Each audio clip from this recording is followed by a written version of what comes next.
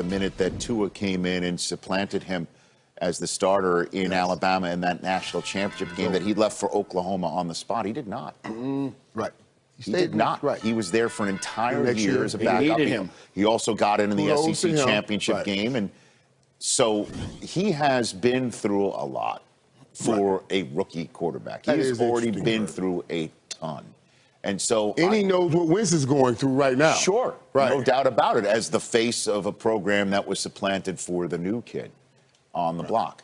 Did the Eagles make the right decision right here, Kurt Warner, Week 14, 2020, with Wentz having so much still left on his contract? You have the floor. Yes, they did make the right decision, and I think this is twofold. First of all, you've got to get some questions answered.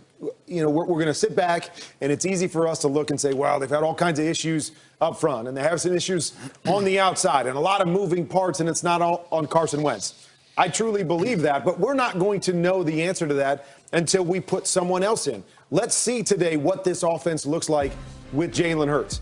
I also believe that you needed to take Carson Wentz out of that situation. Yeah. He was pressing, he was pushing, he was hearing all the noise, he was trying to do too much with the issues he had around him, and it was going the wrong direction. And then from the third standpoint, we've already talked about it. The NFC East is still fully up for grabs. They still have an opportunity to salvage this and possibly win the division. So you've got to make a move, Irv, that says, hey, we're not going to just stand pat with all the issues we've had. We got to try something to see if we can steal this division and maybe make a run in the playoffs. And there's something going on here. I do believe there's something going on with head coach and quarterback where maybe a sit down or a step away will help. I always say, guys, when we get here, I say I don't ever mess with the quarterback, never mess with the head coach. But the worst thing that can happen are these two guys having some kind of issue. And the way this is played out, I do believe that there's something going on. So sitting down, giving him a break, I think is a good thing. Now, that, like I talked about earlier, that brings about an opportunity for Jalen Hurts right here. You know, nobody really thought when he got drafted that he was going to be in this position, given this opportunity with all they've gotten invested in the Carson Wentz. So this is going to be interesting to watch, man. And if Jalen Hurts can just play well, they don't have to win the game. Just play well and not turn the ball over. It's going to be something. Well, let's go back. What do you mean? Why do you think there is something between? And this is a head coach that went to bat week in and week out 13 for weeks. Carson Wentz, and now all of a sudden you think there's some kind of issue? Because of the processing by which he came. Remember, he came out and said, "No, Carson Wentz, our starter." Well, I don't know what we're going to do now. I don't know what's going to happen. I don't know who's going to start. I got to think about that. And the way that went about, I have to believe that he's been talking to Carson Wentz and trying to pull him back on some things and trying to help him manage certain things and not getting the response he wants out of the quarterback. That's why he went and made this move. And, you know, Carson Wentz not happy with this move. First of all, you put the backup goes in and win a Super Bowl, and then he comes back here. He's trying to get over that. You draft this guy in the second. You draft him with a high draft pick. He's already saying, how much do you guys really believe in me? I'm trying to fight this thing off, and now I got to deal with this thing. That's a serious situation. You can't tell me there's not something going on between. Well, they drafted him because, you know, Nick Foles is not there anymore. They did need another guy in that pitching staff, but I think They could have got him in the 4th or 5th round, Coach. They could have got him Justin Jefferson. Justin Jefferson is tearing it up right now. I don't think they could have got Jalen 4th or 5th round, right? I mean, he was a pretty well, they could have gotten another quarterback later on. Well, they got a good guy. We all are anxious to see this guy play because hence the whole thing. Why do you go get a good guy if you got me? That's what that's what we're saying. Hence the whole thing. Why do you go get that guy if you got me? That's what we're saying here. That's why I'm saying there has to be a riff here. Yeah. So I'm curious though to when a rookie starts, okay? Because, it's time. They're still in the running for the playoff race. But there's no bye week. There's no, where you're going to get extra reps. This is a tough barometer right now to judge Jalen Hurts' debut.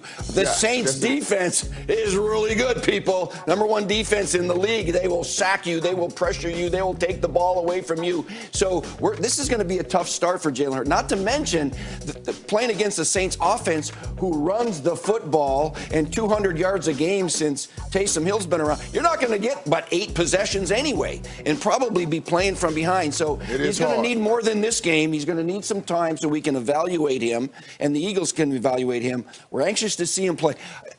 Carson Wentz is the scout team quarterback playing Taysom Hill. You never played scout team quarterback for a dual threat quarterback, did you? Not for a dual threat quarterback. Run a little option. That's hard. This is going to be interesting to watch. And here lies a coach that's top-ranked defense. He plays well. I thought you were Houdini. He does anything against this top-ranked defense. Those people, this is Philadelphia. Let's remember that now. This is Philadelphia. The Philadelphia fans, the Eagles fans. Oh my God! If he does anything against the top-ranked defense, it's not Jalen Hurts' first roll around in the obviously in the NFL. Hey, but he has played against some tough competition. Right. Again.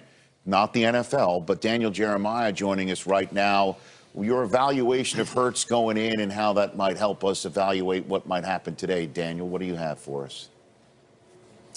Yeah, look, Rich, you go back and watch him at Alabama and then watch him as he moved on to Oklahoma. One thing he's always been very competitive, and he's always been a playmaker. He's always made things happen, even if it wasn't always on script. I thought when he got to Oklahoma, you saw some improvement. He improved with his touch. That wasn't a strength of his at Alabama. He improved with his decision-making there as well. So big strides taken. Now, the challenge is when you go and look at what this Eagles group has, we look at the tape from last week when Hurts got into the game, there's going to be some of these issues he's going to have to navigate around. You see Jalen Reagor, their first-round pick on the bottom. They're only going to send 4 here. They've got 6-man protection with the back here. This should be picked up. You should have all kinds of time. It doesn't get picked up. Miles Sanders doesn't see where the rusher comes from, but Hurts does a nice job. Just get it up, find the one-on-one, get it up and out, and drop it over the shoulder in the bucket there to Jalen Reagor. So he's going to have to navigate around some protection issues. And then there's going to be times like Carson Wentz has dealt with all year long where there's going to be nothing down the field. You see, he gets to the top of his drop. There's nowhere to go with this football. So this is what Jalen Hurts can bring. He's quick to then, okay, let's just pull the trigger. Let's get out of here. I'm going to be in space one-on-one with the safety, make him miss. The next thing you know, I've got myself a first down. So some of those things he's going to face a lot more of them against the Saints today. My advice would be, much like Kurt when he got up this morning with his wardrobe, keep it basic. Don't try and get outside yourself. Just keep it right in the middle of the fairway. Thank you, Daniel. I think Kurt thought about that, too. He definitely thought about that, too. Definitely thought about it. Keep it basic. Keep it like show, Daniel. Basic like checking or savings, right? Don't let them give you a hard time about your cert. You look great, Pastor Kurt from Randlow. You too, Kurt. Kurt's like, again, we're doing this again. Like the basic color from a wow, toner color is basically what Thomas Frisbee is saying. There's a hashtag basic Kurt. Oh my goodness. What a difference a week makes, huh?